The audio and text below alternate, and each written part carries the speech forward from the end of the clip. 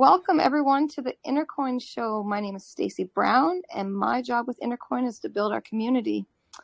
I'm going to drop just a little brief introduction of what Intercoin is as a tech company. We specialize in building decentralized products for communities. The Intercoin Show hosts guests with community in mind. We have conversations and try to figure out what we can do to help communities with their growth. Our products are geared to cater absolutely any type of community. A lot of times people think because we're in the blockchain crypto industry, that's our focus, but actually we want to cater to absolutely every type of community. Previously, we've done stuff for politicians, and we currently are doing that as well. Hopefully we'll do more of that in the future.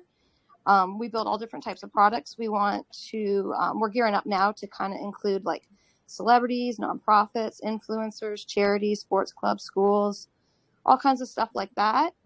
In the next few weeks, we have an Intercoin app coming out. It's just going to be a little preview of kind of some stuff that we can do with apps. It's going to connect our community, just make things a little bit easier for us to connect everything.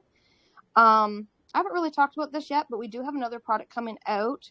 I don't know if it's the next product or the product after that, but we are building something for the cryptocurrency community, NFT community, and that kind of stuff. It will have to do with, actually, I'm not going to say too much about it, but we'll get back to that. It's not something we're going to monetize on, but it's something that we're going to use to bring the entire community together. It will also display and kind of show people what we can build for communities. So that's nothing that we're monetizing on or anything. That's just going to be something to kind of show what we're capable of building for people. Today, we have two special guests on the show. First, let me introduce both of them. We got Ken McArthur. He's a film producer, author of the movie The Impact Factor. Secondly, we got Jareth Mansfield. He's chairman of the Rose Knight Foundation. And today, we're going to kick off the show starting with Ken McArthur. Thank you so much, Ken, for coming. I appreciate it. It's really great to have you here. Thank you so much for having me. Yes. Could we just start? Could you just really just briefly introduce yourself, kind of give us a little background of yourself? Wow. Well, I've been doing stuff since the dark ages. I used to say the dark ages of the internet. I started on the technical side of things and built platforms. We built multiple sites in the top 3,000 sites on the internet. We did a lot with live events and had speakers from all around the globe teaching people how to build mass audiences. And as part of that process, I learned that we all make an impact, whether we want to or not. And I saw the impact on the people that attended my events all over the country and how their lives changed over years. We're actually celebrating 20 years of creating communities online and in person, and seeing that impact and what a difference it made in those people's lives really, really brought to me the fact that we can't just be complacent. We have to be active, because just by existing, you impact thousands of people. And if you use all the art, the science, the technology that we have now, you can actually literally impact millions of people. So I wrote a book about that called Impact: How to Get Noticed, Motivate Millions, and Make a Difference in a Noisy World. And then eventually, over a 10-year process, I built a film, part of a 3-film series that's all about impact. And that film's called The Impact Factor, and it's a factor drama that's centered around Philadelphia and shows how people from all walks of life really have an impact through their small actions. Wow. So we have way more in common than what I thought, because we're all about community too. So that's okay, Ken, this is all about you, but this is just a random question. Are you familiar with blockchain and crypto and NFTs? Is this something you're familiar with? We are just starting in that arena. So we're actually doing an NFT launch for the movie that will be coming up. We haven't really announced it yet, but we're starting to build that community and building the assets for that right now. And we just got the movie on Amazon Prime and YouTube and Google Movies, and it's just starting to launch now. So we'll be following up with that effort here over the next several months, And I'm excited about what's going on in the community space for building communities in the blockchain world, and lots and lots of tools and new energy. And I always love emerging technologies. Amazing. So I can tell you're from the U.S. Where, like, do you mind saying what state you're located in, or? I'm in Philadelphia, Pennsylvania, or the suburbs of Philadelphia, Pennsylvania right now. Okay. Yeah, I wondered that when you mentioned that. Okay, like, do you have like a favorite film producer, like someone that's motivated you, or just anything you want to add to that? There are so many people that have done, life-changing films.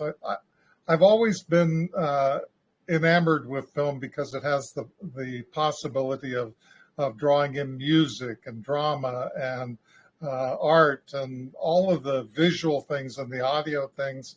And so many people have done that. I mean, Martin Scorsese has done tons of work that is just astounding, or you can go Christopher Nolan, or you can, you can go Tarantino. Just name a film director, and I probably studied everything there is to know about them, and have been fascinated all my life by the magic that we have to be able to impact people through the medium of movies. So telling this story means a lot.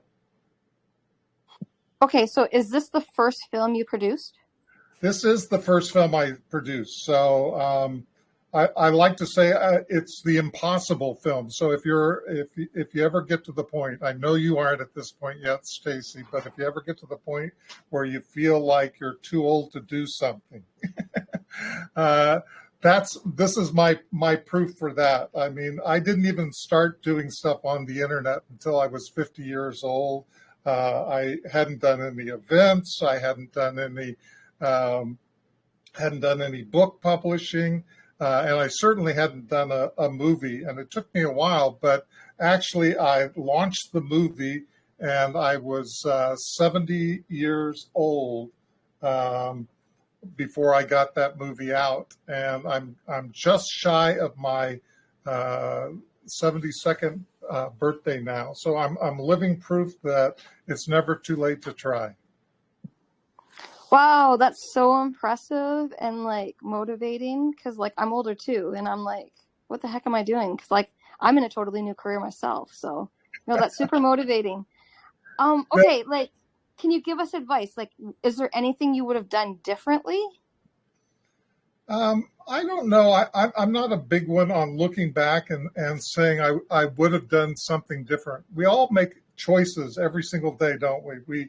We get up and we choose to be happy. We choose to be sad. We choose to take action, or we choose to not take action. I mean, when I was in my late 60s and thinking about doing a movie, I could have just said, I'm too old to do this and I can't do it. Plus, I don't have any money. We actually put this entire movie together from scratch. So if you think you don't have money and you can't make a movie because you don't have money, we built this one entirely from scratch. We did it actually on a $16,000 budget with 60 plus actors and over 30 locations. We managed to get it launched, to a theatrical debut, to get it on Netflix and YouTube and up being seen by hopefully millions of people. And it's all because you just decide to do something. Somebody said, go out and make a movie. And so we worked to do it. Now, it wasn't easy. It took us years and years to do that process. But by building community, I think community is so important. We built a community of over 5,000 filmmakers in the Philadelphia area and helped support those people and their dreams. We have tons and tons of new actors. I just wanted to chime in here and say, I totally agree with Stacy. We're so much about communities. Sort of our background for the last 10 years has been that. So it's so awesome to hear you talk about it. I feel like, there's a book 20 years ago written by Robert Putnam. I don't know if you've heard it, read it. It's called Bowling Alone, and how America is losing its sense of community. This was 20 years ago. So I feel like there's so much potential to unite people around certain things. And for me personally, I started to do that with software. Yeah. And back in the day, we built stuff like this. Andrew Yang's, let's say, campaign. He's currently he was just stopped by in Nevada. We might be doing a coin for them. But this was like in 2020, he was running for president. Like, you need to organize people. You need to give them software to help, organize rallies, get rides to and from the events, and all of that stuff. I mean, we've built. So it's just really cool to sort of recalculating route. This is a real time thing. So basically, we come at it from the software side, and I think there's a lot to be said for like actual community organizing. I was going to ask, can you tell us a little bit more about the efforts that you put in to organize the communities, whether it's screenwriters or whether it's, was it online, was it offline? Like, what goes into putting together communities? That's really interesting. We started online, and I used to do all the forecasting and logistical software for a company called Pepsi. And we were a small team, and we were, building plants and controlling operations all around the world. But when the internet first came out, we started early building platforms for the .com boom, and I built community sites specifically, much like you're doing now, but on a completely different level at the start of the .com boom.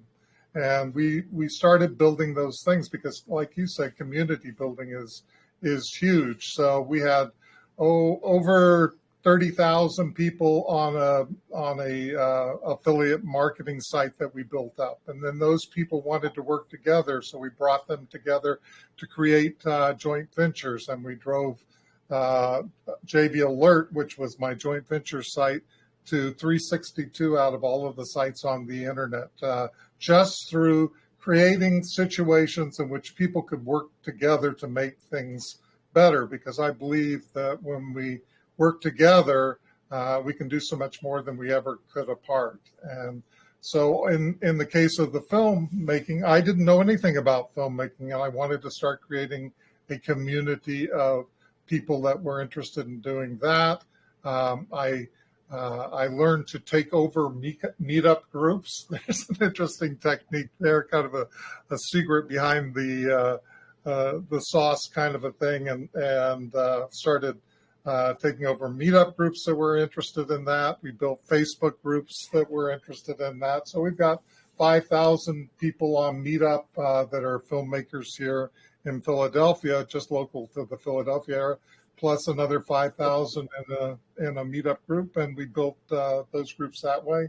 And then all the traditional things that have worked for the last 2 decades that I've been, around this kind of arena, in terms of developing a clear message, making sure that it's easy to spread to people, giving them facility to be able to do that comfortably and easily, giving them a reason to do it, because if you can't remember a message, it won't spread. If you can't make it easy for people to spread that message, it won't spread. And having a clear message about what you stand for and what you want to achieve in the world, and relating to those people and the conversations that they're having right now is crucial to building community.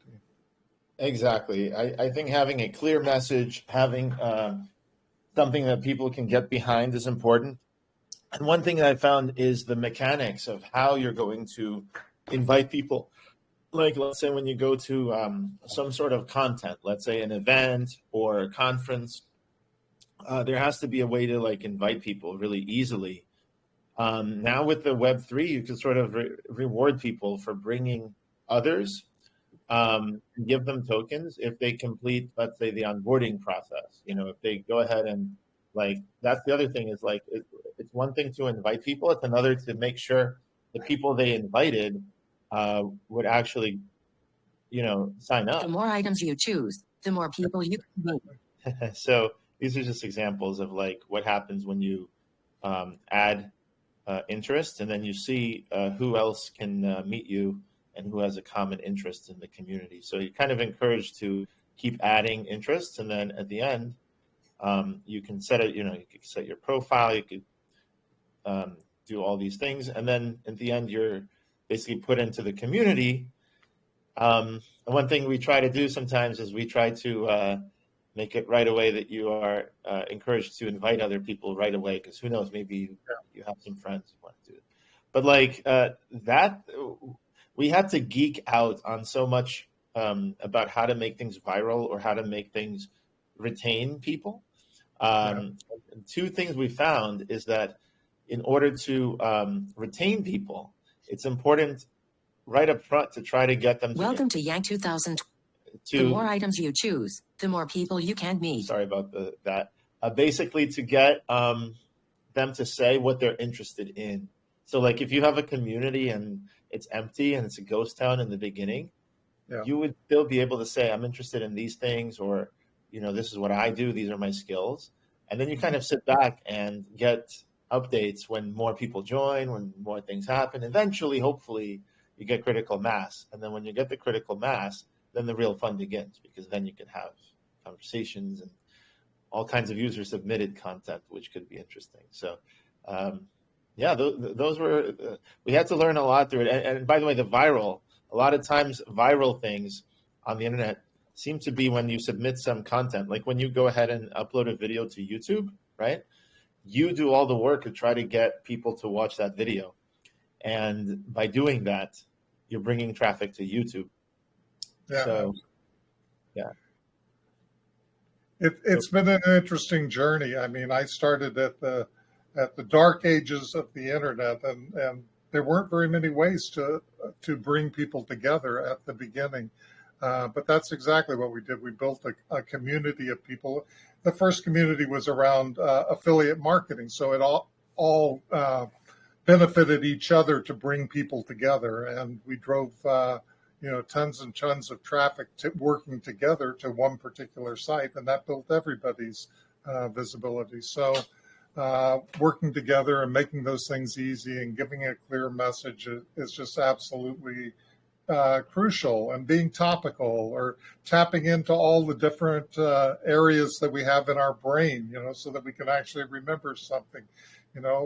We store our memories for color in a different spot in the brain than we do sound or the tactile touch of something. So the more areas that you can tap into, the more likely your message is to stick and to spread. So that's why we have a clear message about the Impact Factor movie. We're basically saying you make a difference whether you want to or not. And that isn't a feel-good message. That's a reality message. That means that if you just sit there and do nothing, you'd like to think that nothing would happen, but the truth is that horrible things happen when you do nothing.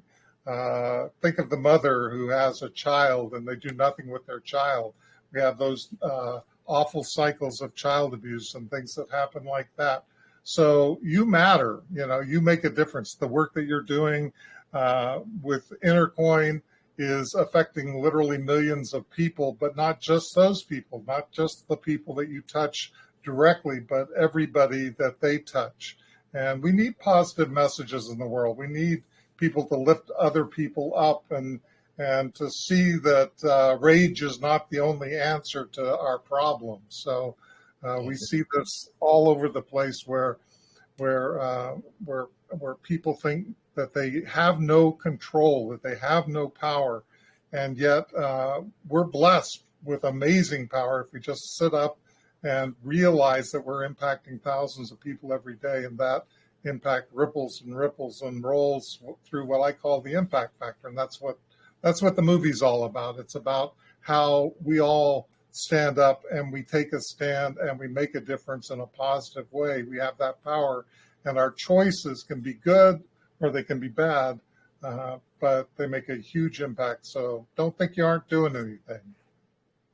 Exactly. I think we're huge about collaboration. Stacy, can you talk a little bit about competition versus collaboration? Because we're definitely very much in the camp of having people work together whenever possible.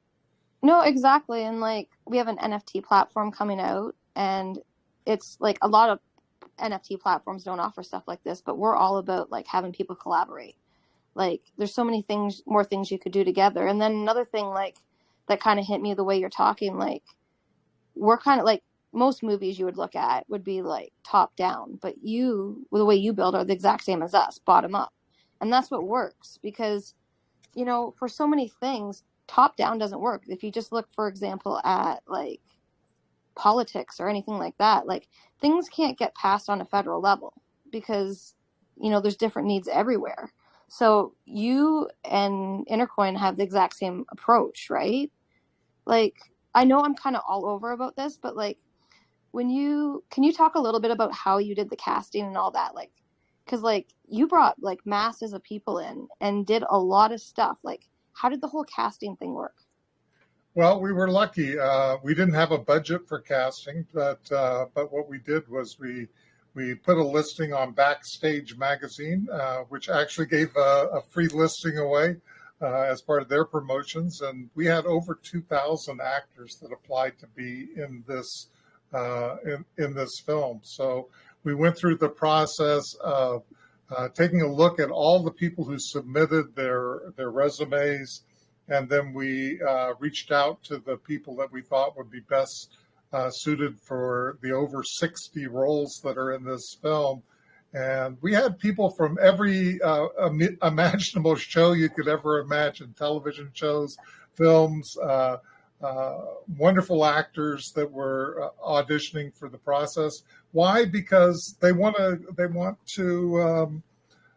do their craft. You know, they want to go out there and make art, and they want to impact people with the things that they do, and they have a passion for this. So it was easy to cast some amazing actors. We were lucky to tap into that film community that we built with the meetup groups and with the Facebook groups and those kinds of people. And some of the people stuck with us for years. We had a child actress that is featured in this movie that started out, when she was about probably 6 years old. And I think, by the time that we filmed the movie and we got everything done, she's getting close to her teen years now.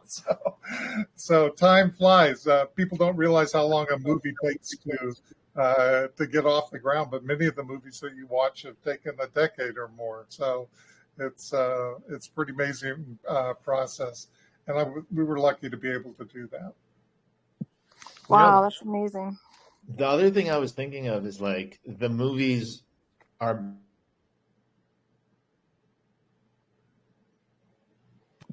Greg, your mic's off.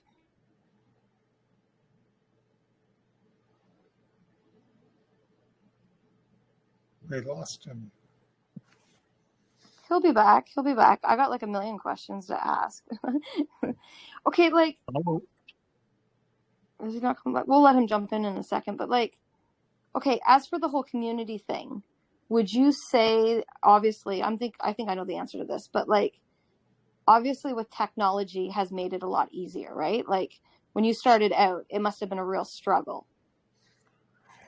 Yeah, we were meeting physically with the meetup group to be able to draw people in so that they could have that face-to-face contact. I mean, people love having face-to-face contact, but as we've been through the pandemic and everything, and the pandemic happened right in the middle. I mean, we were lucky enough to create do the production of the movie just before the pandemic hit. And then I spent the next 2 years, polishing everything, editing, color grading, sound design, all of the things that you have to do to create a movie, landing a distributor.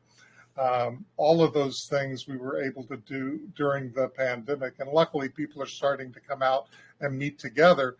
But having that virtual connection, the pandemic accelerated that process, I think. I do a lot of work with an investment group that teaches investing strategies, and they had to go all online because of the fact that they couldn't do the in-person meetings during the pandemic. So technology companies like Zoom and all the other technologies have kicked up so much to enable people to connect more easily. And I think because of the education process, old people like me are forced to embrace new technologies. So we have more and more of that critical mass. You know, we have the early adopters. I've always been an early adopter, and that starts out really, really small at the beginning. When I was doing early .com work, you know, you had to know HTML to put up a website, and that was a horrendous process to get somebody to change the text on it. And then we built community sites that enabled people to update and put their own articles in, even if they didn't know the technology. And that technology just grows. One of the downsides of it is that sometimes it gets so complicated that in making it simple, we make it so complicated that people can't understand it. They have so many options that they just get lost in the cloud. But I think technology can be a huge boon to people. And, you know, it's just like I talked to Joel on this session today, and I haven't never talked to Joel in person. He's in France, and I haven't been to France since the pandemic. So this technology makes it easy to reach out to thousands of people, but we treat it just like we treat 30 people in a room that is, like they were speaking at one of my events. You build those relationships, you make them as real as possible, and you try to deliver real value to those people. Yeah, something you just said like really hit, and it was like how much everything's changed since the pandemic. Because like if you're into a community of something that you're super passionate about, like for me it's cryptocurrency and NFTs and that kind of stuff. Like I have developed relationships with people in the past 2 years, people that I've never met in person, but I would consider them some of my best friends, right? Like, so yeah, I totally agree in the power of what you just said, like what technology has been able to do. I think everyone can kind of relate to that in this room. Sorry, Greg, you got cut off. Is there something you wanted to say? No, sorry about that. Yeah, my internet was a little wonky for a second. No, I just wanted to say that the pandemic really had a lot, really made a big impact on everybody, right, around the world. And people turned to online communities. I wanted to show my screen for a second and just kind of show you what we had put up 2 years ago at qbix, my company. Basically, you see how like,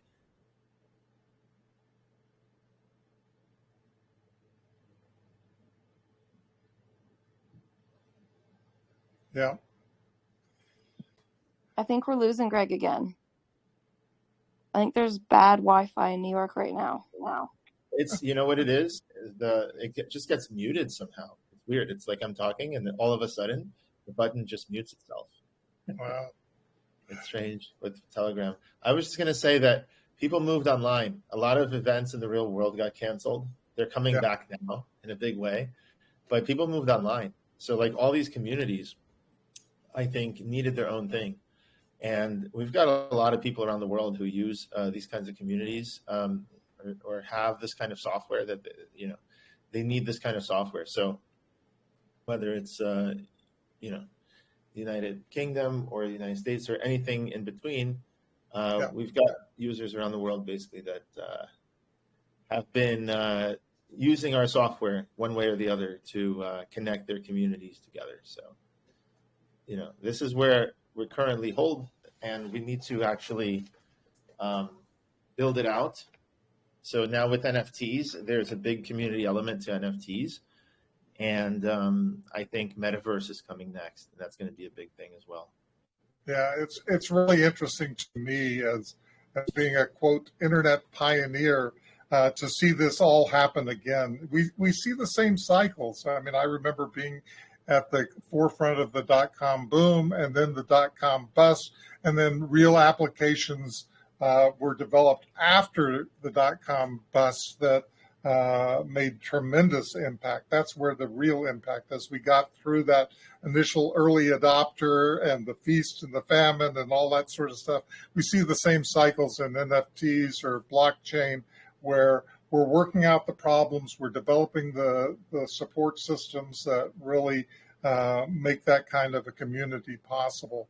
I've always said if you want to attract an audience of millions, you have to find out where your potential customers are right now and who are they listening to. Because if your audience doesn't exist right now, you're going to have to wait a few years to get to your audience. And if they do exist, they're listening to somebody, and then they're pulling together as community, because that's our urge as humans. We're a social animal, and we want to be together.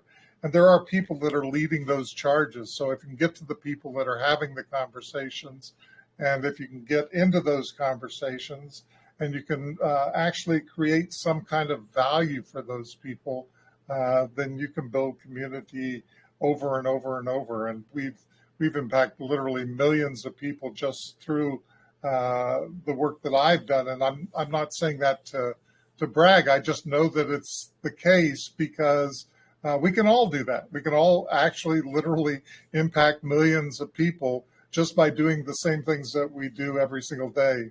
I talked to Jack Canfield several times over the course of my career, and I don't know if you know who he is, but he's one of the co-authors of Chicken Soup for the Soul. And his mantra was, how did he get the Chicken Soup for the Soul series out to millions of people? And his plan was to do 5 things every single day that would move that thing forward. And if you think about that, if you write 5 pages a day, you can create a book. If you put up 5 walls a day, you can create a house. If you bring in 100 people every day, you can create an audience of millions of people. And just doing things, taking the action, the difference, and the persistence really, really pays off in the long end. I really think that we need more guidance and mentorship on how to create communities. Like, we're always, eternal students of how to do that. And now with like Web3, it's becoming a new thing too. It's like with Web2, it was about collaborating and communicating, right? And organizing. And I think with Web3, it's becoming like a marketplace with like NFTs and assets and transactions. So that's kind of interesting. And then you put voting in there as well. Basically high value group interactions, right? High value stuff like that. And so together, I think that could be a huge thing. And we're just discovering that. We're all discovering it together. Yeah, absolutely. It's fascinating to me because I've studied this since I was 16 years old. I was fascinated by the U.S. Presidential elections. There was a guy by the name of Richard Nixon who was completely disgraced when he ran against President Kennedy and lost, and then he rebuilt himself, and that showed me that we can rebuild ourselves for better or worse and impact thousands of people. So I've been following that political process all along in terms of the presidential politics, because you can look at politics and you can see the exact same incidents from lots and lots of different perspectives. So a lot of people write about presidential campaigns, all the people that are involved, and you sort of glimmer truth out of masses of information, or at least that's always been my tactic. So if you have tons and tons of data, for some people it seems to overwhelm them. But for me, I just love seeing masses of data, because in those patterns, you can find what the truth is that will move things in the direction that you would like to have them go. And I think that higher level thinking is all about recognizing patterns. If you're a doctor, like Dr. House on TV or something like that, he didn't do it by identifying certain symptoms. He did it by identifying the patterns and the way that everything connected together. We're so connected. I've always been fascinated about doing an app. Actually, I developed a social media site that went into the top 3,000 sites on the internet that was all about that. In other words, how are we connected organization-wise? How are we connected as individuals? Our transactions. We have so much data now on people that's available to us. It's fascinating to see how we operate as as, quote, intelligent animals. Absolutely. So I think later on, if you join our community, which is at community.intercoin.org, I think a lot of people might have questions about how to build. It's very meta because this is a community, right? And we're asking about how to build a community. But I think that's what we're building here is a community that's all around social impact and taking technology and crypto and trying to make it useful for everybody. And one thing that we found, and I'm just, sometimes I put this up here, is that crypto really needs to get its act together in order to become mainstream. Crypto is currently not mainstream. And what I mean by that is you would think it's mainstream from all the hype that's been going around, okay? But what are the apps that people use daily in their lives, right? It's like WeChat in China is huge. People use it not just for communication, which is Web 2, but also for transactions like Web 3. Facebook, Telegram, which we're using now, Twitter. These are things that everyone is familiar with and uses. And by contrast, if you look at Bitcoin, you look at Ripple and Ethereum, they were designed with this in mind that people would use them, but they're used only occasionally. And it's usually through, NFT sales or some kind of DeFi, lending, yield farming, but you're not using it every day the same way that you use, not even every week. Most people are not. And there's three reasons for that. One is that we have to move away from peer-to-peer applications only, right? Like Uniswap lets people swap tokens with a bot, So that kind of stuff, we see like Web 4 is like the future is talking about serving entire communities. Whether it's like New York City coin, this is the mayor of New York City that I was trying to present. And also here's mayors of other cities like Twin Harbors. I was just speaking about Las Vegas possibly having a coin as well. So any community could have its own coin, and then it could have its own smart economy, right? People can manage the coin together. They can have a direct democracy perhaps around how much to give out. And so they can take care of their own. They can give homeless people their own app, their own $50 Android phone, and load it up with, job opportunities and other things in the city's coin. So the second thing is that crypto has to get off of blockchain eventually and get into something that looks more like this. The internet looks more like this, right? You've got local area networks, and then they connect through this thing. And so what blockchain does is blockchain runs a process called consensus, where basically it takes all the transactions in the world and tries to agree on what order they should go in. And that block is limited real estate. That is why things are so expensive on Ethereum, is because as more and more people use it, either you raise the fees or somebody's just going to buy up the entire block like they've done with Polygon sometimes. And so you've either gotten kind of denial of service or denial for people who can't afford it. And so it becomes only available to like high transaction fee applications, which is very few things, Whereas like with the internet, each local area network has its own fast like connection. And then once in a while, you may have something, settle on the main layer. And so like an email might get sent through the cloud or something like that. And that's how a lot of systems work. The Federal Reserve System works like this. The newer blockchains like Cosmos, Polkadot, like they call them parachains in Polkadot. So basically a lot of this kind of hub and spoke model is where things are moving. So the technology is holding the space back. It's just making it super expensive. As more people join, it just like grows in expense. And then the main thing is it has to be user friendly, because like if people are going to use a car, they don't need to know about the ins and outs of the engine, right? They don't need to know about how pistons work and fuel injection works. Similarly, like thrusting people into this thing with addresses on the blockchain and all kinds of crap, smart contracts, code. This is why people don't use it. And what happened in the computer revolution is that people had finally user-friendly interfaces with, you probably say more about this than I can. It's basically about the graphical user interface. So it wasn't just the graphical user interface. It was also the ability to interconnect everybody into one internet. So in other words, the networking, starting with like America Online, Yep. CompuServe, right? That made people almost like addicted to the computers, where previously they avoided them like the plague, right? It was like, what can you do with them? You could just do homework, you could do some spreadsheets, and that's it. You could play some games like Pong, or Space Invaders. I remember all that stuff. So how do people go from avoiding computers and thinking they're stuff for nerds, to being so addicted that they walk around with their phone in their pocket every 5 minutes, checking their email, whatever? I think the reason was user-friendly interface plus internetworking, right? Interconnection. Exactly.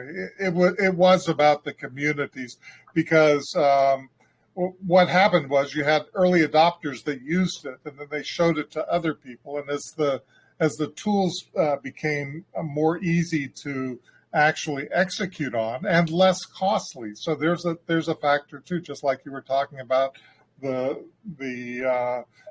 cost of doing Ethereum or Bitcoin transactions is astronomical right now. So it's unfortunate that those things happen, but those things will go down just like it did on the original launch of the internet. The thing that was the killer app was email.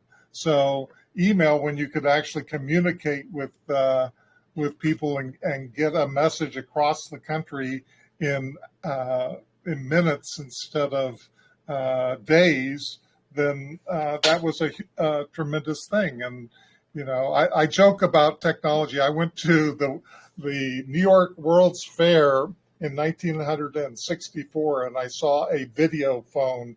So the technology existed for video phones in 1964, but they didn't become really part of the mainstream until we got our actual phones in place, where we could do chats, live over our phone, and being able to do that brought grandparents in. It brought people in from nursing homes. So as you built the critical mass, because if they wanted to communicate with their grandchildren, they had to have those technologies. They had to learn how to use them. So that's how you get to critical mass, is that you're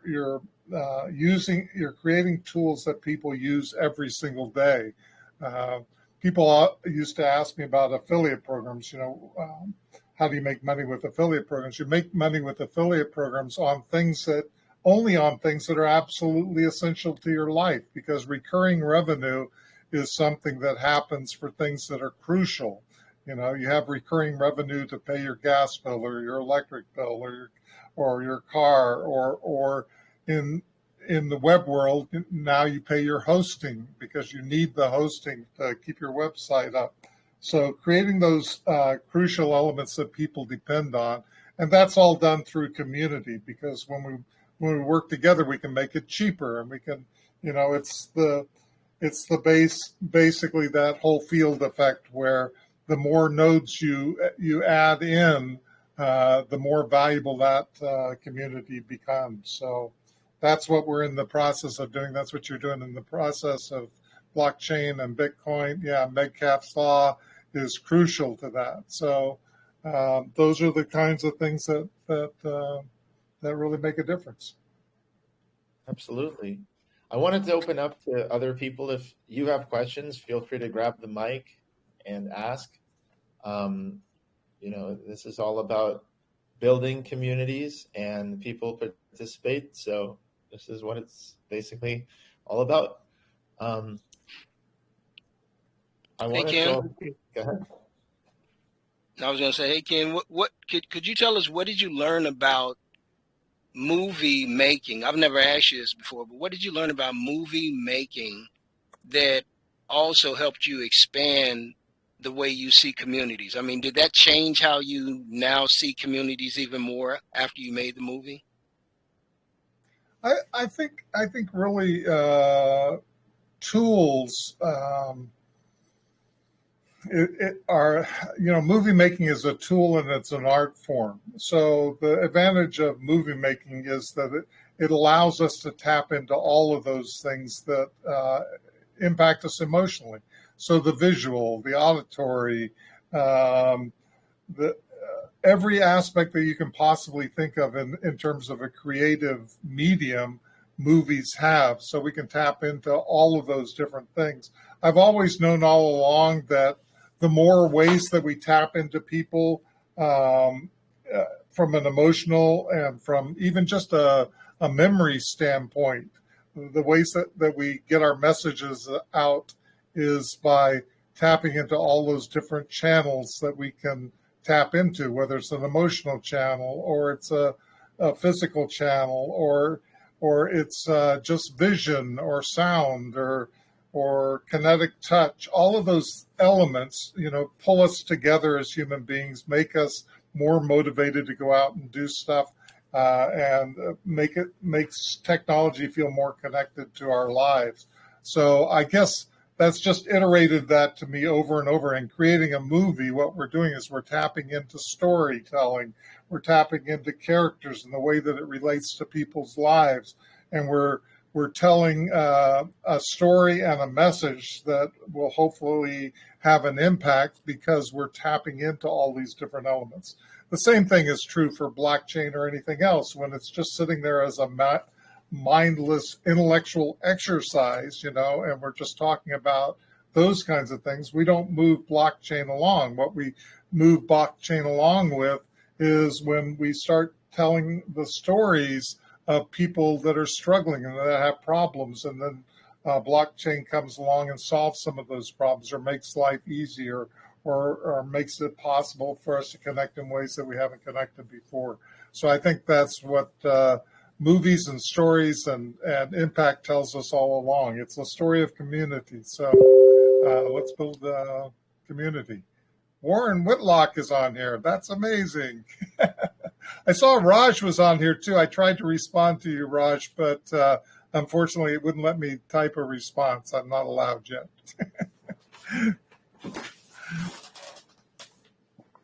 Michael, did you have a question? Yeah, I did. I didn't want to interrupt Ken. He was talking about some guy he noticed is on there. So Ken, first of all, just a kudo. In reading your bio, I read that your book was selected for Seth Godin's Change This, which I was a big fan of Change This. And to be selected, it puts you in super exclusive company. So huge shout out to you and about that. And to segue into Seth Godin, he wrote the book Tribes, which is probably the I would say one of the best on building community. So, but I wanted to ask you, you're just getting into NFTs and you have a community already, which based on my understanding of NFTs should put you pretty much ahead of the game. So have you thought about two things? How you're going to leverage your community for your NFT, and the inverse, what benefits are you going to put, like utility of your NFT for your community? Great questions. So NFTs are really interesting because most of the community is kind of segregated. I have an online community, most of which have no clue what an NFT is. I mean, they may have heard about NFTs. They may have some exposure. They may even have purchased one at some point. But it's really interesting because I went through a process with a consulting client that I work with, and we created an NFT, and then he went out and tried to sell it to people just as an experiment, just one NFT. And that were in his community. And the process of setting up the NFT and the charges entailed, he basically told his community that he would buy it back for $500. I think he sold it for, I don't know, whatever they bid at, maybe a couple dollars or something. And he would buy it back for $500.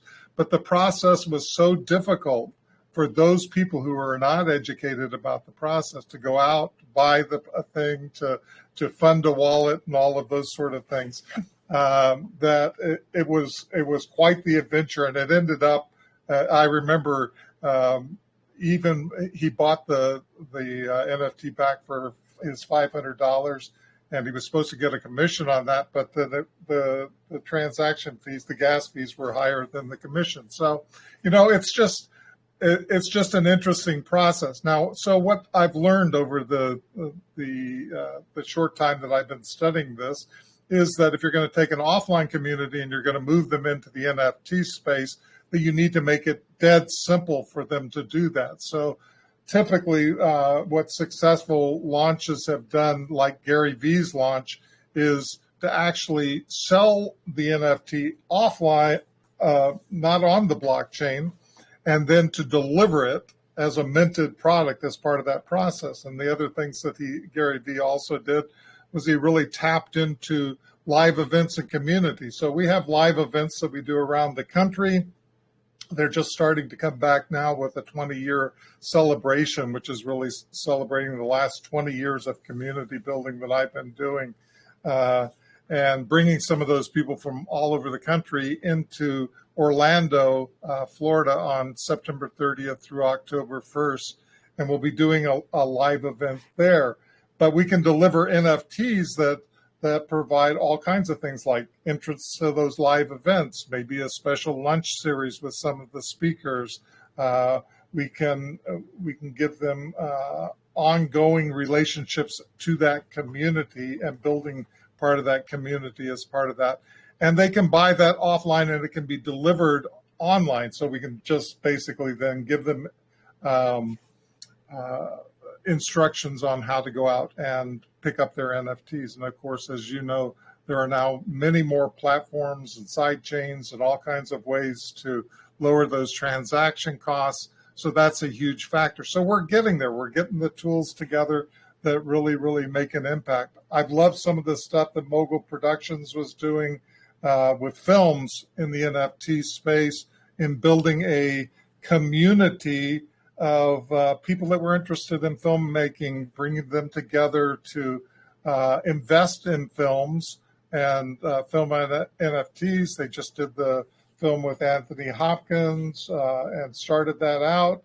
I'd love, if I live long enough, to do some interesting things around that space. So there's lots and lots of opportunities for building community. I recommend my book if you guys are interested. I wrote it a long time ago, but I think all of these principles still apply. It's called Impact: How to Get Noticed, Motivate Millions, and Make a Difference in a Noisy World. And if you go out and search for it on Amazon, just search for Kim McArthur. You'll find 2 books I wrote, including one that Seth wrote the foreword for. So, but I think those principles all still apply, and they're heavily into film. Into building community and how do you get a message out? How do you get a message out that will really have an impact? So, thanks for that. And I can't let it go. And Stacy would give me hell if I didn't say thank you for the Gary V shout out. He's like, I've read all his books. Jab, Jab, Right Hook was really amazing. He gets it. And I don't want to dominate. So just thanks for the shout out and thanks for the answer. And I'm going to be following you because my audience for my NFT is very similar. And I'm trying to find ways to make it super easy for people who don't have wallets and things like that. So I'll send you probably a LinkedIn invite just so we can kind of connect. Thanks. Sounds great. And any of you, anybody that's listening today, if you'd like to connect with me on Facebook, I'm really active on Facebook on that platform. So you can do a search for Kim McArthur, or just do a search for Kim McArthur on Google. You'll find more than you ever wanted to know about me.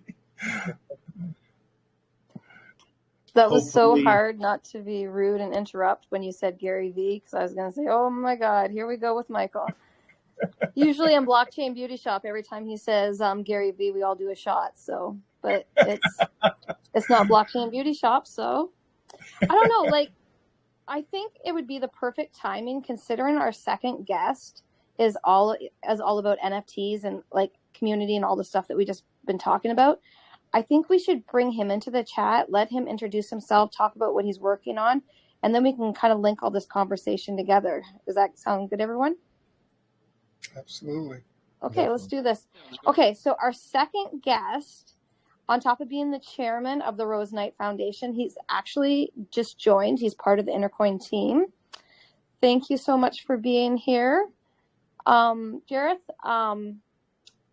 Hey. initially when we connected on LinkedIn, and I remember our first conversation, the stuff that we were talking about, and I remember saying to you, oh my God, you and my boss are going to love each other because you guys are like all about like changing the world and making things better. And so like, I'm so happy that you're here on the team with us.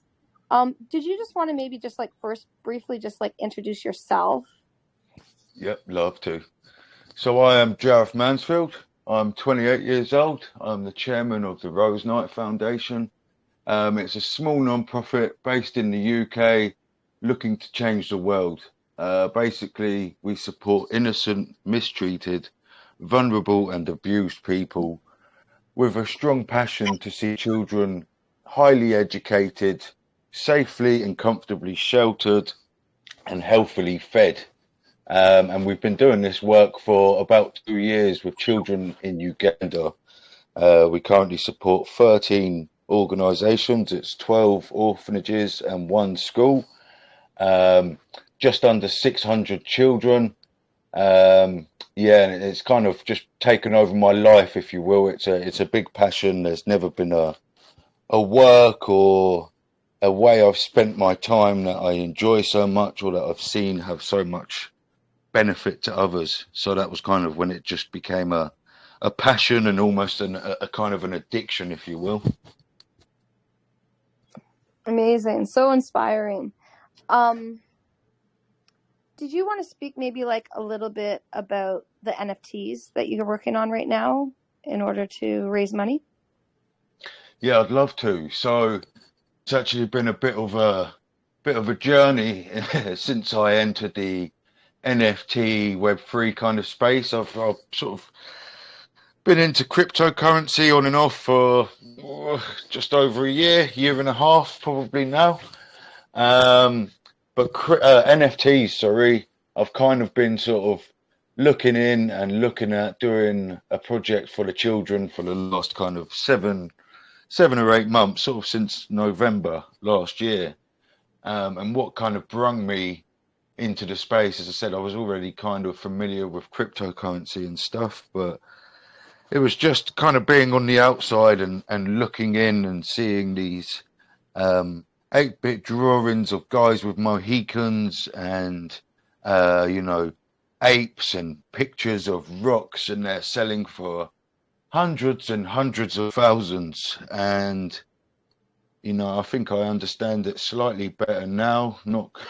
I still can't quite wrap my head around it, but from the outside I was looking in and I was like, these crypto punks, one just sold for £125,000, and I was just like, so art isn't that great in my opinion. The children have actually done better art. So that was kind of when a light bulb flashed in my head, and I was like, well, if someone can sell a rock for $500,000, or this 8-bit dude with his Mohican and sunglasses for 100 grand, surely someone's going to pay a small amount of money to get these children a bit of a better life, especially when I believe that art is actually better than some of these big NFTs. So yeah, that was kind of where I came into it. Sort of around December we started to get this going. I've got 157 drawings from the children, edited them and put some contrast and filters over them. And then I also had a very talented artist named Michael, and he probably contacted me about a year ago, and he asked if I could help him. He supports one of our orphanages through the sales of his art, and he essentially just asked if I could sell any of the physical copies of his art. And I said, yep. And I tried, and I had a couple of people sort of show interest, but nobody really wanted to buy. And then sort of, along this same time I was sorting out the children's art, it kind of hit me like, maybe I could also use the photos that he sent me and help get Michael a bit of a better life. So originally, the project, well, it still is, but the project is going to supply 300 pieces, 300 NFTs, 143 paintings from Michael, and 157 child drawings. And yeah, basically I'm looking to, or the Rose Knight Foundation is looking to take all of the revenue from the sales of these NFTs and just give them straight back to the children. So essentially what the possibility from selling 300 NFTs, it trumps what my fundraising abilities and what I have done for the past 2 years. So sort of as I kind of realized that, I sort of decided to throw myself kind of head first into it. But the project itself, I don't know, I'm not sure if it's still on the website, but we had it all listed down with the prices and everything. So we're gonna get all of the children new clothes, shorts, shirts, underwear, socks, shoes. We're going to put a water well or water borehole for 2 villages where 2 of our orphanages live, basically. And when things get hard at the foundation, which they do, these guys have to travel to the next village to fetch water from a water borehole, or sometimes they're just getting water from a brown pond that cows drink from. So that sort of, when I kind of found out they were having to get water from this brown pond, was kind of along the same time I started this NFT project. We also want to supply 10,000 sanitary pads, healthy food for 6 months, cover their rent, footballs, guitars and stuff like that, mattresses, just everything that these sweet innocent children need, basically. And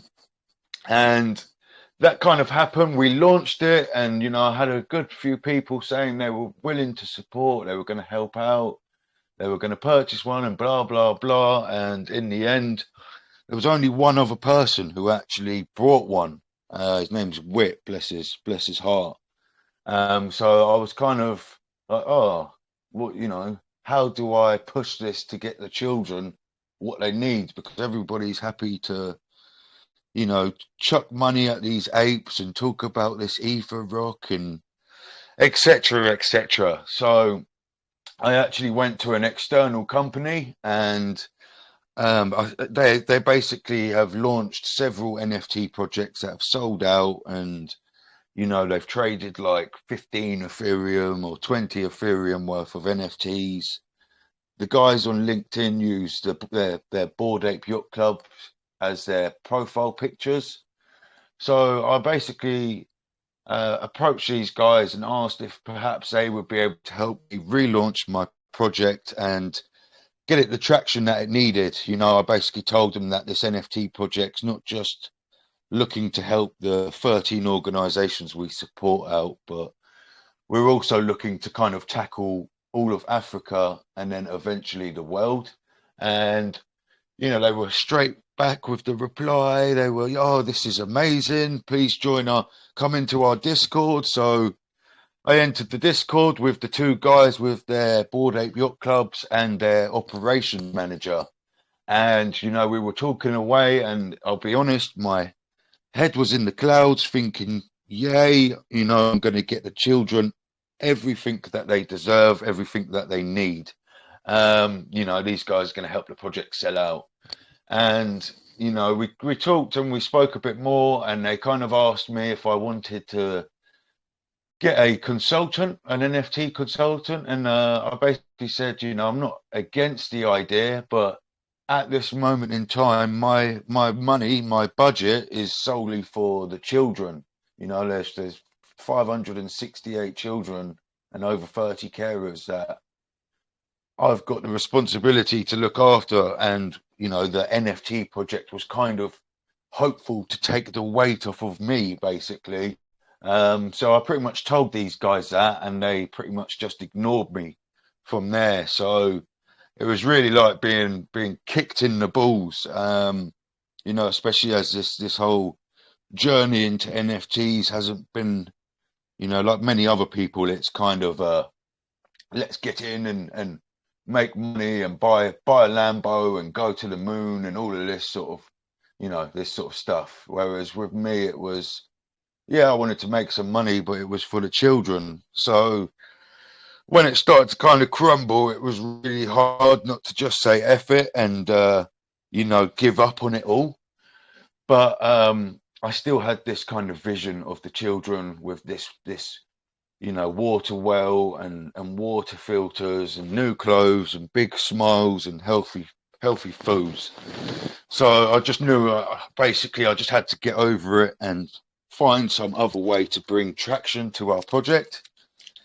And that was when I basically came up with the idea to do our NFT collaboration.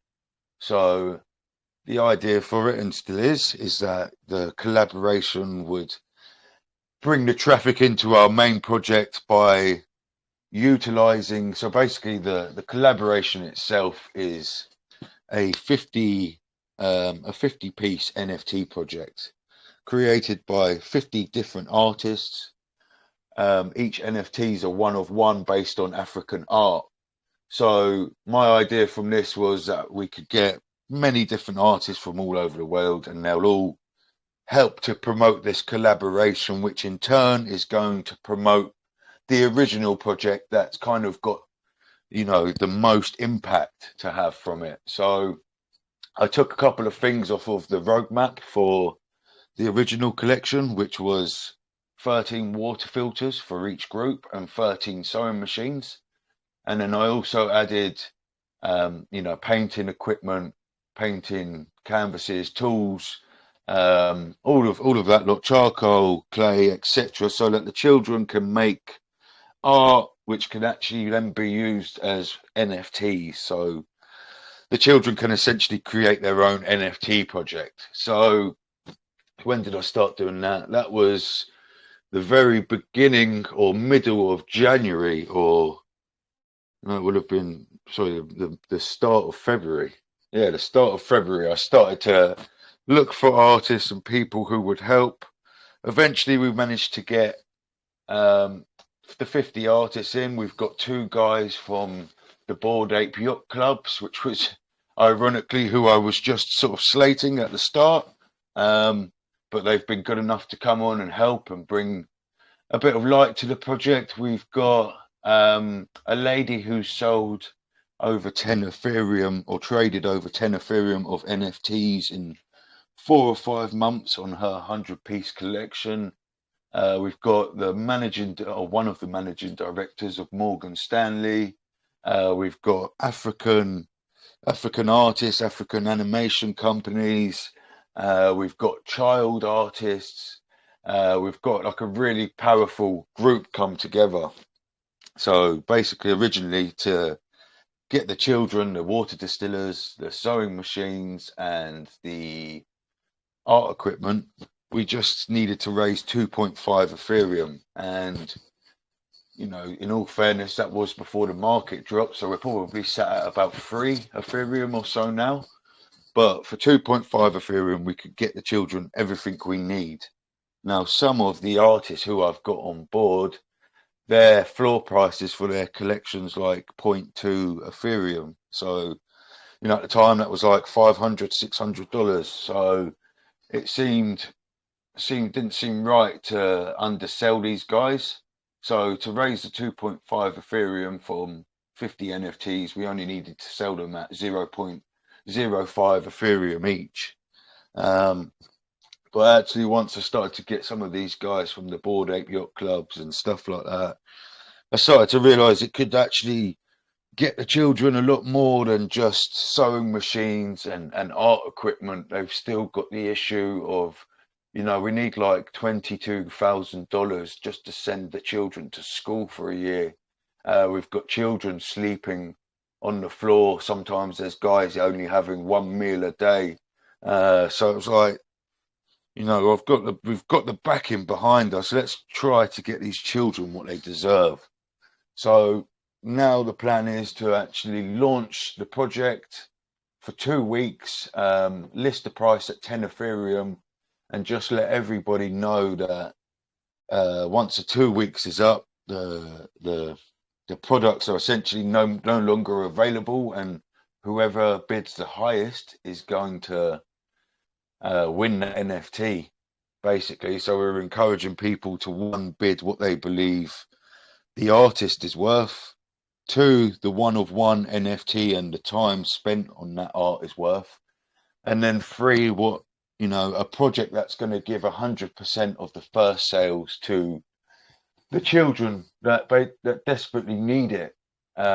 So hopefully we can actually raise slightly more than 2.5 Ethereum from this, and off the back of it, we're going to get the children the beds they need. We're going to put them through school. We're going to get them some laptops. It all just depends on how much is raised, but quietly confident we're going to get more than 2.5 Ethereum. So we were actually going to launch on, I believe it was the 12th of May. And then I actually got sent a scam token, and that scam token is called Glory and Bills. And it's been sent to 120,000 other people. And from my understanding, I do believe it was sort of my fault. I didn't quite know what had happened until sort of now. But I think I got sent this token, and I've actually signed to have it join my wallet. Once I've done that, it's essentially wiped all of my, or it's not wiped anything, it's kept all of my assets on there, but it's given me the only option to send it to the scammer's wallet. So, as I said, about sort of 6 months of being in the NFT space, marketing my Twitter and the project, and talking to people about the project, and some people have donated, even made a couple of sales on one NFT project, and I had a smaller one, a 30-piece one that sold a few, about $300, $250, and it all just got locked in there. All of the NFTs that I'd spent minting and writing the descriptions are now valid and wiped. And yeah, a lot of time, energy, and a little bit of money for the children all gone to waste, basically.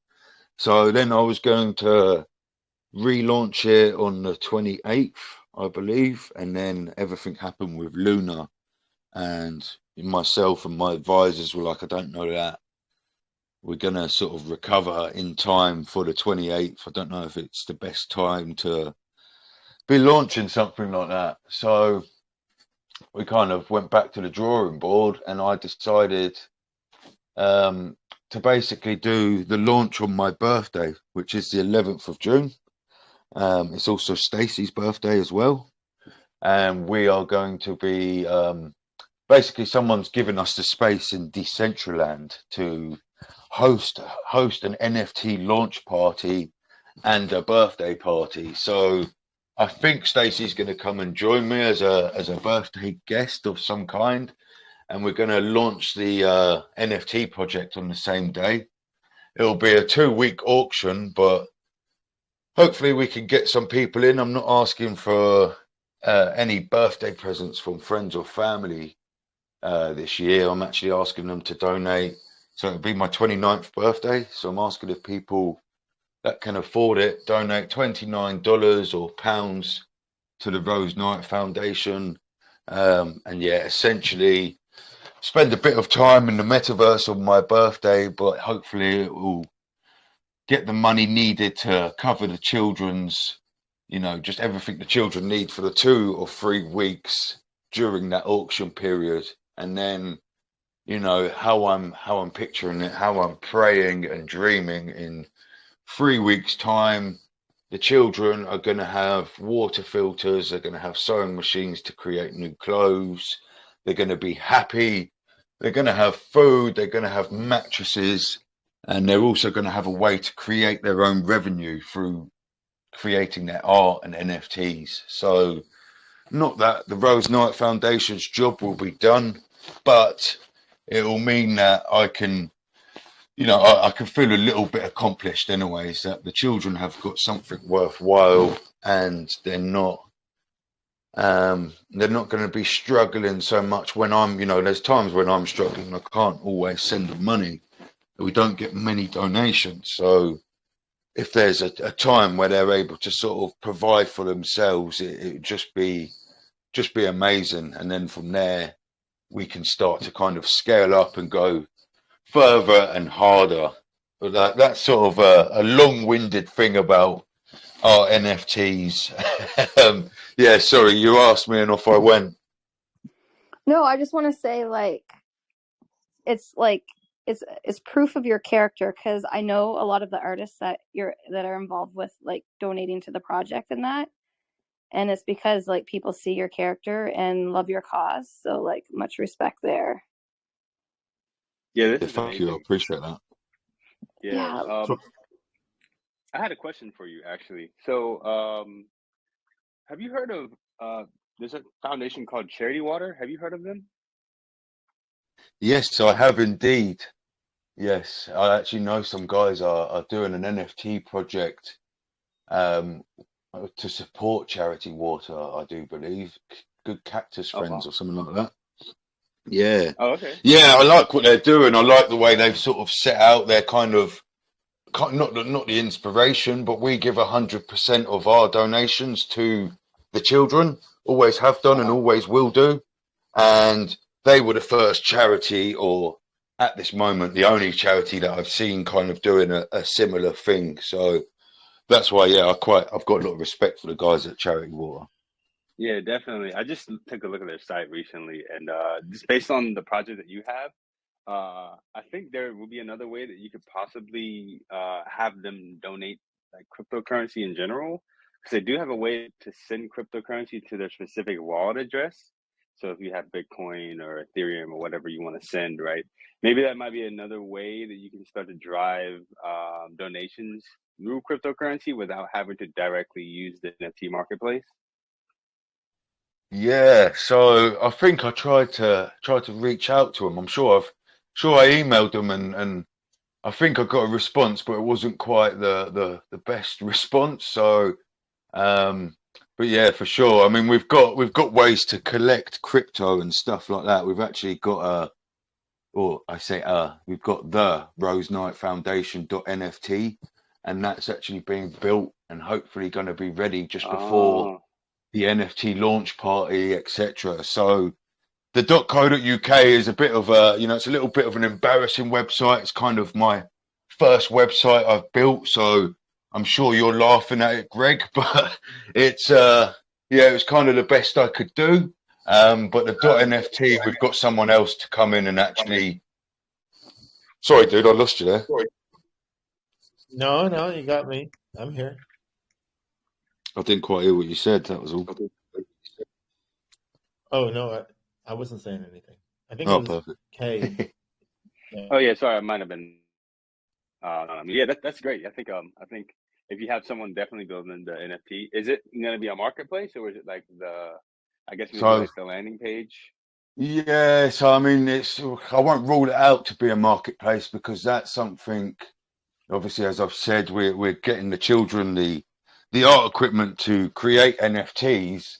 It would be ideal if they actually had a place where they could then just simply go on and mint them, and kind of people knew these are your children's NFTs or charity NFTs. But at this moment in time, it's just kind of going to be a bit like our .co.uk, but it's going to have the impact from our projects. It's going to have stuff about the you know, the artists from the collaboration with their photos and bios and links to our projects. And it's also because it's a unstoppable domain, it means that people can come along and donate in any currency, including cryptocurrency.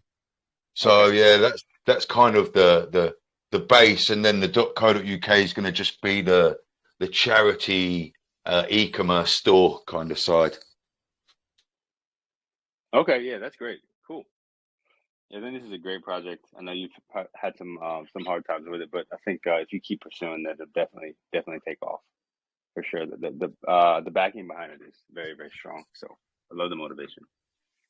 Yeah, and you know, it's just thinking about those children really that's kept me going, because there's been 100 times where I've wanted to stop, and you know, I've said some crude words, and you know, I've cursed some people, that whole Bored Ape Yacht Clubs, etc. And now actually these are the guys that are helping me out, and it's starting to have a few more people, you know, not just look at me like I'm trying to take their money and I'm a scammer. People are actually starting, like Stacey said, you know, people are seeing my character, seeing my posts on LinkedIn, seeing I'm not going anywhere and I'm here for the children. And I think if the collaboration does well, the rest is going to kind of follow, hopefully.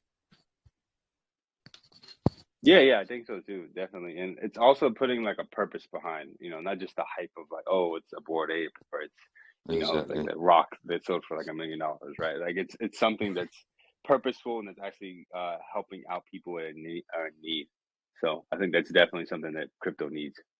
It's what NFTs should be doing, in my personal opinion. They should be changing people's lives. They should be fighting poverty, fighting, you know, child trafficking, human trafficking, helping with child protection and welfare. You know, there's such a great possibility with NFTs that to just use them for an 8-bit rock or an 8-bit punk or whatever, it doesn't seem like we're getting the most out of it.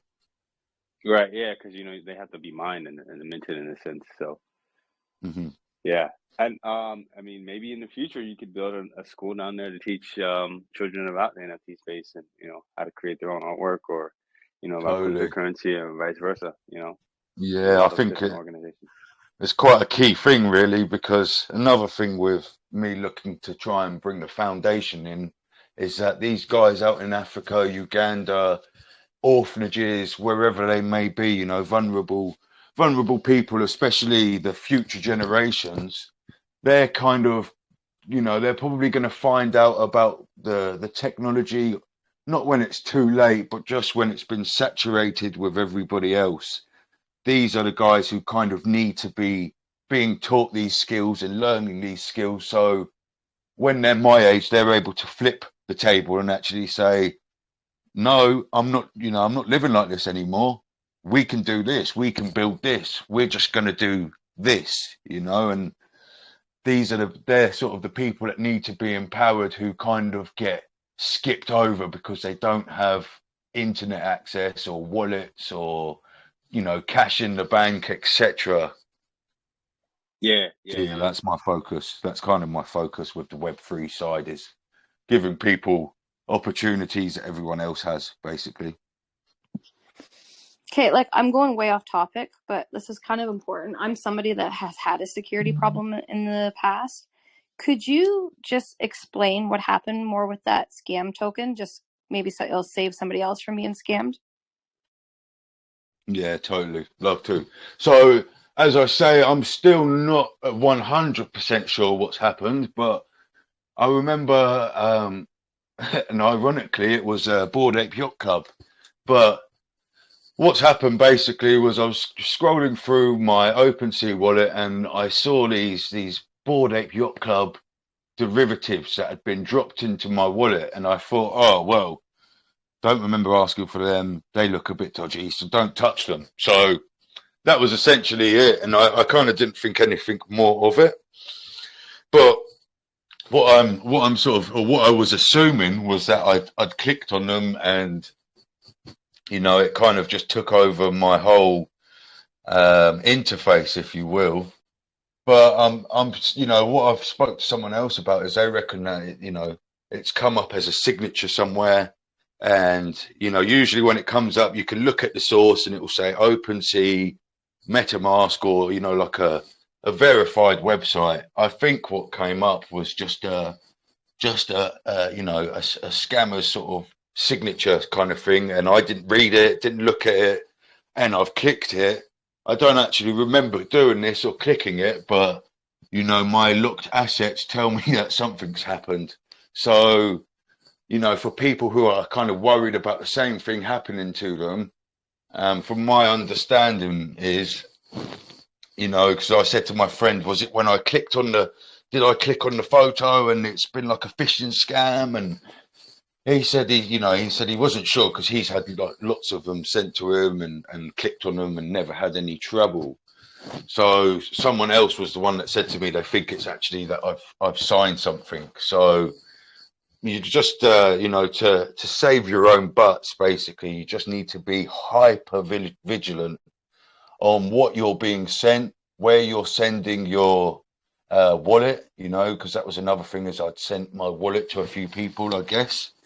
And most importantly is read what you're about to sign, and if it's kind of popped up out of the blue or you don't know why, it's got no sort of reasoning to just pop up, don't sign it. Maybe screenshot it and take it to a professional or somebody you know. It really is better safe than sorry, and if you do want to try and play around with it, I just suggest you move all of your assets off, or you have, you know, very little on there that you're worried about losing, because yeah, it can be a bit heartbreaking when something like that happens. Because I only found out when I was actually trying to bridge the wrapped Ethereum to Ethereum so I could put it into my bank account and send it to the children, and that was when it was like I was like, that's not my wallet, that's not the bridging address. And then I just looked into it, and yeah, it's just kind of like a nightmare almost. But we're back out the other end, you know. It's not the end of the world. Possibly you can make a post on the forum about that, if you don't mind, when you have some free time. Yeah, totally. And Jareth, it's Elena here. Hey. I'm so sorry to hear what's happened.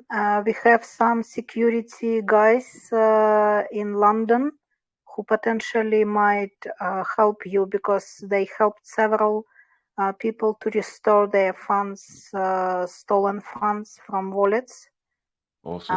And we have already the law in UK at least that all assets in crypto wallets are like real assets, and that's protected by the law.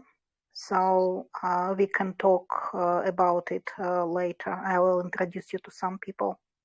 Awesome. But what I wanted to say, it's amazing story what you tell us, and most of all, most important, never give up. And great things always take time, so you need to be patient. And on top of it, it does not matter how slowly you go. You don't be frustrated. It's as long as you do not stop in your vision, your kids would be supported, and many other kids would be supported for your foundation. I'm sure of it, because your heart is in the right place. And if you feel like give up, just look back on how far you already come and how many great things you've done and how many great people are supporting you. I've seen actually one of the artists with whom we've been in contact already supporting you. I didn't know about it. And it's important for you to remember that you can believe.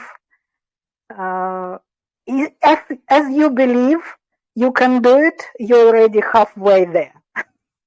That's what is most important.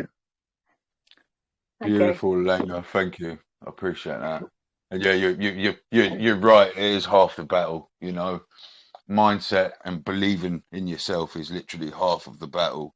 You know, it's not that I'm greatly experienced in charity work or anything like that. It's just something that one day came. You know, it became an opportunity for me to help these children, and I just basically took it and ran with it. And now, you know, we look after 600 children. Yeah, it's just crazy. We have come a long way. There's no denying that. So That's if you don't incredible. mind, I just want to jump in for a second. You go ahead. First of all, what you do, it's incredible, especially, I mean, children, I mean, I'm a father. It's the greatest thing that ever happened to me. But I just want to say something because I really, truly want to help you. And I think that Stacy put you with Ken, either consciously or subconsciously, because what you really need to do is you need to build a community. It sounds so obvious, but I struggled with my NFT project at the beginning because I thought, okay, I'm going to have really great artists and I have a great story and yada, yada, yada, but I had no one to really reach out. So Ken said, like, you build community by doing 5 things persistently every day. I believe that you or someone should be posting and writing stories about these kids and what you're doing and everything. You know, just build a community behind the stories of these kids, and then the people will buy your NFTs. It sounds simple, but it's something It's a you have process to as do. well. Yeah, no, totally, mate. Totally agree with you. I've been trying sort of for the last 4 or 5 months just to the storytelling and there's just there's a lot to do for one guy. I've got some more people helping me now, but for the last sort of 6 months, or at least since I got in, it was just me, you know, learning everything, trying to market it and talk to people. It was just too much for one guy to do, to be honest. But I've got some good people behind me now, so now I've got a little bit of stress off of me, and some other people who are actually helping build the storytelling and the community. It's just it's the consistency as well. Sometimes I can write posts all day long, but to write stories about people's lives and gripping things that make people feel emotion, I've got to be almost inspired to do it, you know. I understand, but like a good friend of mine, she works with rare diseases, and she just posts, you know, every single day. You don't have to tell a huge story. You can just say, today we taught 5 kids to read, or today, believe it or not, you wake up in the morning with fresh water. We have to schlep the water. You know what I mean? It can just be hard-hitting posts, just a couple sentences, a couple bullets. But believe me, I learned the hard way. If you do not have a community behind you, unless you're a famous celebrity or a world famous artist like Beeple or something, it's going to be very, very hard to sell your NFTs, even with a great story and everything else. So hopefully we can find a way. I'll talk to Stacy about it and see if something we can do to maybe like post once a day just for you, something like that. Also, Yeah, I wanted to I'm always sorry, go on. No, I just wanted to say the site that we're putting together this coming month of June, by the end of June, we should have a beta version coming out. It's called NFT Remix. And one of the ideas of NFT Remix is that essentially artists may not be famous. The NFT collection may not have a lot of marketing, but if you're able to work with famous brands or influencers, it will connect you with them. So in a way, like if you're a brand, you need artists, you come on to the NFT Remix and you can collaborate with them. And if you're an artist, you can find people to help you promote your, NFTs, including what you're doing. So I think there's a big market. Like I'll give you an example. National Geographic hosts a lot of photos and photo competitions, right? So they could do those as NFTs, and the winners could have NFTs minted. Well, there could be also like promotions of charities and people that you're helping and so on, and tell their story. So those are the kinds of things we just need to connect you with a brand. The brand needs to connect with you in order to drive people to your collection. You know what I mean? Yeah, I like that a lot, actually, buddy. And just quickly reply to Michael. I'm always looking for ways to put the children or put the foundation into more of a spotlight constantly. So yeah, if there's anybody in here has any ideas, feel free to shoot them over to me. And once people start seeing you, and then you go to the Intercoin NFT remix, they're gonna say, "Yeah, man, I know you. I've seen your posts. You're helping these kids. That's so cool." Because if they're gonna choose a project, they're gonna choose it for lots of reasons. But if they see you out there, and then you go to the app, and you have everything there, there's going to be other people going to the app too. It's going to be, competition. So if people say, like with Ken, I saw that he had connected with Seth Godin, and that made a big deal. But if Ken wouldn't have written all this stuff and been out there, I never would have seen it. So I think that the Intercoin app is going to be amazing. It's something I've been dying for, something I need so badly, but in combination with the community, I think it's a winner. Ken, can I put you on the spot? And could you give any advice? Just, I think there's so much to learn, and it's tough when somebody is just starting out. You've got to do your research, and you've got to be really, really careful. As far as building your community, you have to do that through telling the stories and the impact that you're having. I mean, you're making a real difference in people's lives.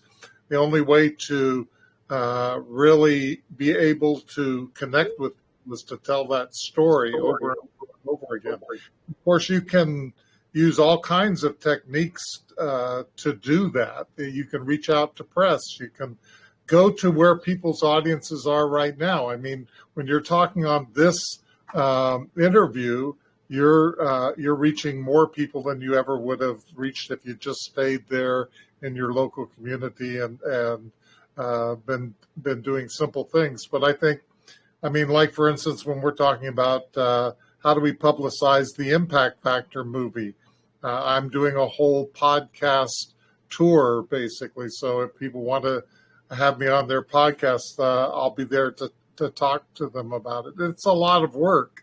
I always tell people when they want to build an audience to identify where their potential audience is right now and who they're listening to, and then reach out to those people and connect to those people and try to become involved in the community, show the value that you're giving because people want to help. The problem is that just saying help starving people in Africa, is a general message that we've heard over and over again. Help Susie, who's trying to achieve this one little tiny thing with her piece of artwork, is a different ask. So make it individual, make the story clear so that that message gets through so that we relate to whoever the subject of the story is. We want to help and we take the action to do that because there's so many people out there. I mean, there are thousands of people that need our help right now all around the world. And how do we know how to respond? And most people respond to the person that they have an immediate contact with, that they relate to their story, that they want to help that individual, as opposed to let's help millions of people because that feels overwhelming. Yep, nice one, buddy. Cheers. I'll put some notes down there. Feel free, anyone that's in here that wants to chime in and join the conversation, ask a question, feel free to jump in. Yeah, I think what Ken said was spot on. You know, I spent 9 years working with kids for 80 hours a day, and I can tell you that the nonprofit that I was tied to, they didn't know a lick about how to, you know, attract their audience. So I wrote all my own press releases for the adventures that I did involving the kids, you know, in the art projects that I put on for the school. So what I would do is, just like Ken said, first of all, making the stories personal, you know, is what really penetrates, you know, the marketplace, because now somebody has to tie their idea to a single individual. In my case, I was, you know, taking, you know, a classroom full of kids that I was working with on my lunch break. And, you know, for 30 minutes every day, you know, we were drawing pictures. And because I'm an artist myself, I had to teach the kids how to understand, you know, certain concepts and that kind of thing. So it took more than a couple of weeks before, you know, I could really start pulling in ideas that the kids were using that were actually standing out. Because, you know, I think in all fairness, you know, while we want to say that everything that, you know, a child would create in this situation could be considered art, and that is true, you have to also use, you know, a little bit of, you know, judgment on your part to extract those images that, you know, really do appeal. You know what I mean? At least, you know, the ones that could, you know, attract the audience much faster, and then save some of the other stuff, you know what I mean, that they've created for the backside, you know, of another, you know, program or fundraiser that you do. That way you're able to get out there, you know, quality stuff in the beginning that makes what they do very powerful. The other thing I did is I took the images that they created, and because, like I said, I'm an artist myself, I filled in some of their pictures. So it was a compilation. It wasn't only just them, it was them and me, because I was able to take their pictures and now really, you know, add substance, you know, through either coloring the pictures, because they did them all in drawings first, and I did the coloring and brought the real, you know, design pieces together from that aspect. And so that, you know, when I took these images that they created, I was fortunate that I had a friend in my local community that I had known for, you know, about 5 or 6 years, who was a printer. He was the first person I went to get my own greeting cards printed. And I went to him and shared with him, you know, what I was doing with the project. And, you know, to my surprise, he wanted to sponsor the printmaking for the greeting cards.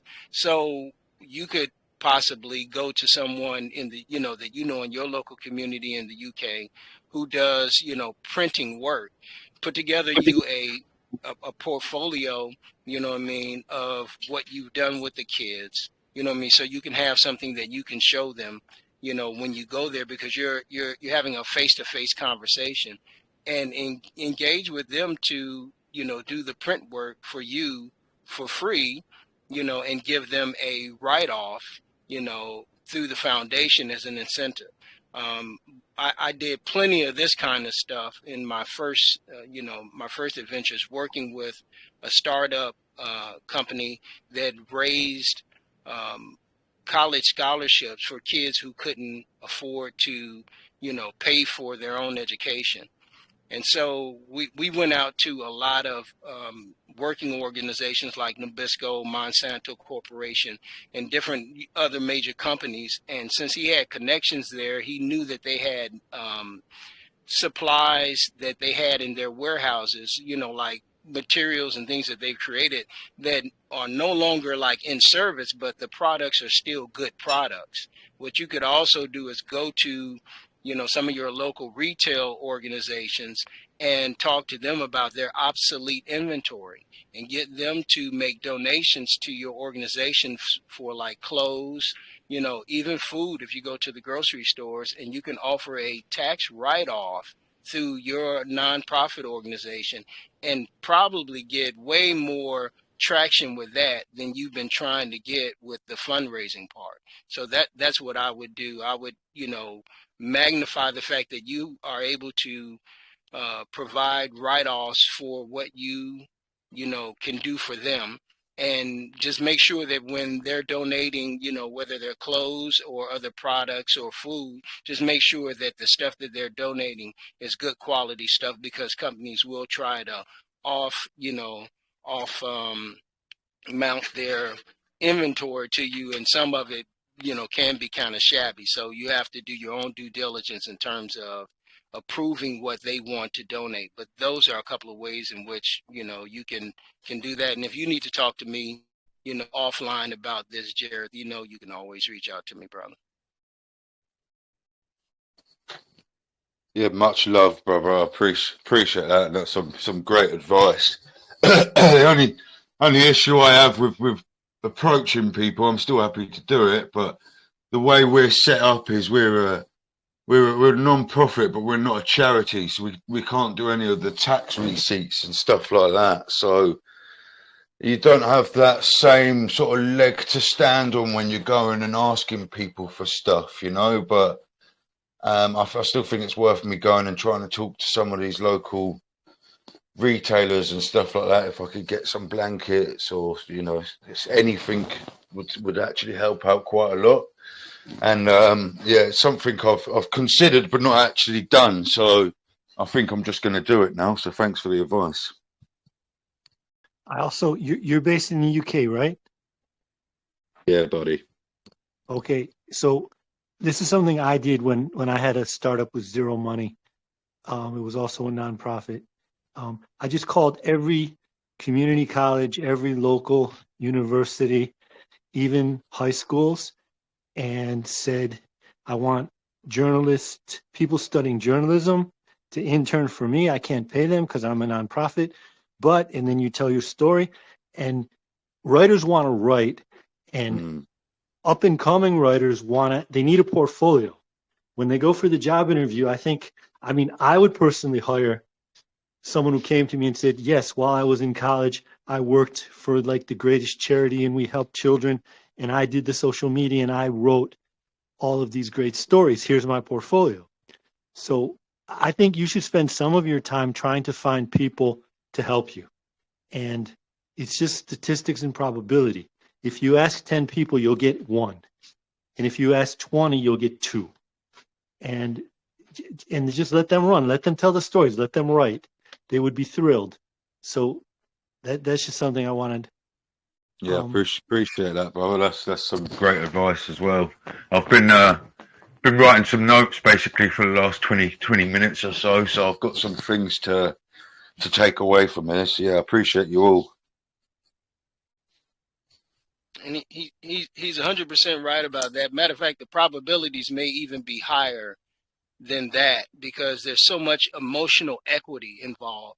I mean, when I'm telling my story about the work that I've done with kids, I have to be honest with you. I've never not once had somebody not be interested, in a face-to-face conversation. Because when you're telling your story, because that story is authentic to you, there's a vibration that's resonating with that, an energy and an emotion that people feel. And if you're authentic and you're genuine, you know what I'm saying? Even if the person can't help you in that exact moment, you'll find that, 2 or 3 weeks down the road, that story was still resonating and vibrating in their consciousness. And I've had people reach back out to me and say, hey, man, I got a friend of mine I want to introduce you to. So, my brother, never, underestimate the value of a story. I can't really said it. And just really describing it from my own perspective here. But the story is where everything happens. A messenger, my brother. You know what I mean? You are bringing hope to this creation. You are bringing, a story to the world that people need to hear, my brother. And so you don't, as I say, underestimate the power of that story. And I know how genuine you are, Jareth. All you have to do is, brother, keep standing firm and telling your story over and over and over again. At some particular point in time, if you keep knocking enough, if you keep knocking on the door enough, somebody's going to open up. So You just have to be, stuck on, what I mean, the belief that you have in yourself, stuck on your dreams, stuck on the wisdom of the ages that says that if a man really cares about the work that he does, or a woman, really cares about the work that she does, if they apply themselves with that level of energy, it's literally impossible, for you to be stopped. No one can hold you back, at this particular point, but you've already done some amazing stuff. I mean, thinking about the fact that you haven't been able to give anybody any write-offs with what you've done, and you've still accomplished and achieved so much. So again, going back to what Ken said, man, that story, keep telling your story, brother. Keep letting people know about your story. If you tell that story, like Ken said, if you tell your story to 5 people every day, in a week, you're going to have, 25 people, 25 new people who've heard your message. And if you keep telling that story over time, every day, and you keep finding new ways to uncover new stories within the stories you have, as well as reuse existing and past stories that you've had, and share those stories, you'll be amazed. There are people who write for the newspaper, people who write for the magazine, people who write online for online newspapers and magazines, who are in search of someone with the exact life story that you have right now, waiting to hear you, brother, waiting to hear you share what you have to share with the world. So, like I said, pull me to the side, man, and let's get started. Let me help you understand the power that you have, with the work you've already done. You've already sowed enough seeds. You've already sowed enough seeds, my brother, for change to happen right now, man. There's somebody in this room that heard what you shared today, man, that wants to reach out to you. They probably even want to say something right now, because you are changing lives at this exact moment. So all I'm telling you is keep standing your ground, man, and it's gonna happen. Yeah, big love, my friend. Big love. I appreciate that. That was an absolute war cry, mate. You make me want to go out and start talking to people down my road. Well, go ahead. Don't shrink back, bro. That's all I'm telling you, man. You've been doing some beautiful work, man. And all you need to do is keep doing what you're doing. And everybody that's on here, I know I'm going to help you. And if I can get everybody that's listening to this message right now, whether you're actually listening to it here or you hear the recording, reach out to Jareth Mansfield on LinkedIn or wherever you can find out about the Rose Knight Foundation and help this man do this great work. Powerful, mate. Powerful. Yeah, I really, really appreciate that, buddy. And I'll be jumping into your inbox at some point and having another chat with you, man. Lots of love. Sure.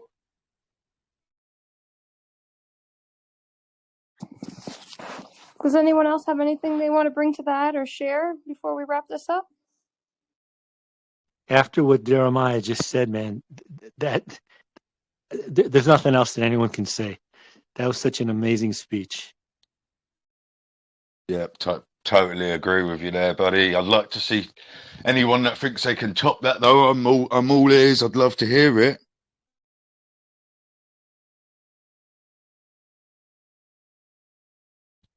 Yeah, I thought it might be a bit like that. Well, thank you, everyone. Maybe if there's nothing else to say, we'll wrap this up. I want to thank both of our special guests.